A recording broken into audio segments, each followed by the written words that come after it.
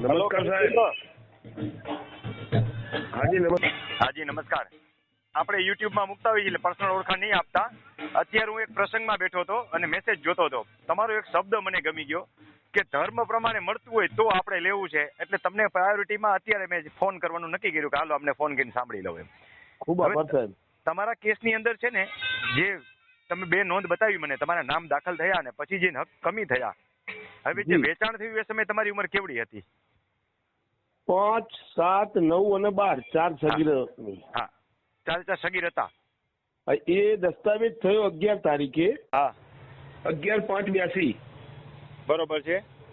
પછી 24 તારીખે એ દસ્તાવેજનું રજીસ્ટ્રેશન કરાવેલું છે. હા, હું જોઉં જ છું, ખુલ્લું છે મારી સામે. પછી 25/5/82 અમો જે સગીર વારસદારો છે એમના નામ હકપત્રકમાં દાખલ થયા છે. બરોબર છે. અને એ પછી 29 તારીખે અમારું નામ 728 નંબરની નોંધથી દર્શાવતા નથી 7/12 ઉતારામાં. હવે અમે તો કોઈને વેચાણ કેવું આપ્યું નથી. નોંધ ખુલ્લી જ છે મારી પાસે, વાંચું જ છું. એટલે અમારું કેવું છે કે અમારું, અને જે નોંધ છે એમાં અમારું નામ રદ થાય એવું તો લખ્યું જ નથી. હા, ખરી વાત છે. તો નામ 7/12 ઉતારવા બતાવવામાં આવતા નથી.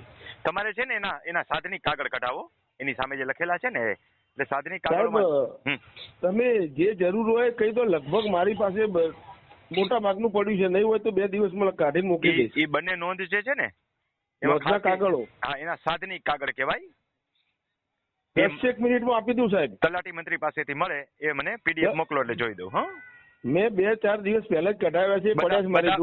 બધા નથી જોતા. જેમાં તમારા નામ દાખલ થયા અને પછી નામ કમી થયા, તમે જે 2 નોંધ મને લખી છે 2 નોંધના જ મોકલો. હા, okay sir, thank you. Within 5 minute only. હાજી, આપો જોઈ દઉં.